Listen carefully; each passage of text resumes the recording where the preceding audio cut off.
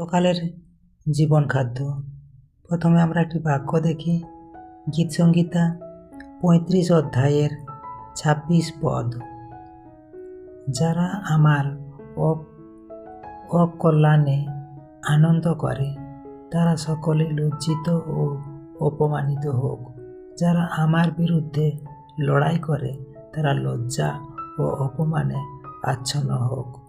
ঈশ্বর তার বাক্যে বলছেন, রাজা দাউদের একটি আরতি গান। এখানে দাউদ তার শত্রুদের অন্যায় আচরণের বিরুদ্ধে ঈশ্বরের ন্যায় বিচার প্রার্থনা করেছেন। এই পদে মূল ভাবগুলো হলো অন্যায়ের বিরুদ্ধে ঈশ্বরের ন্যায় বিচার।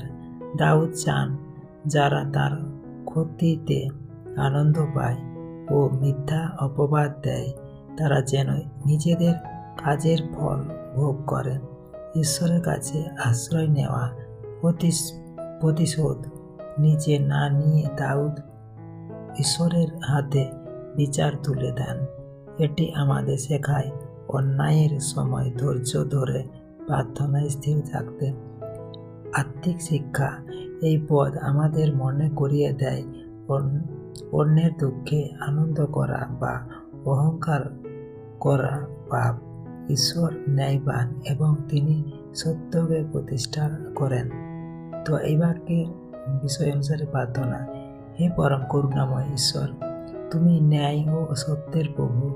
যখন মানুষ অন্যায়ভাবে আমাদের বিরুদ্ধে দাঁড়ায়, যখন কেউ আমাদের কষ্টে আনন্দ পায়, তখন আমাদের হৃদয়কে শান্ত রাখো।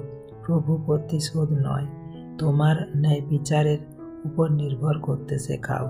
যারা আমাদের বিরুদ্ধাচারণ করে তাদের হৃদয় পরিবর্তন করো, আর যদি তারা অন্যায়ে অটল থাকে তবে তোমার ন্যায়ে তাদের কাজের ফল দাও। আমাদের নম্র ও ক্ষমাশীল হৃদয় দাও, যেন আমরা সব সময় তোমার আলো ও সত্যের পথে চলতে পারি। যিশুর নামে প্রার্থনা করি, আমেন। জয় যিশু। Praise the Lord.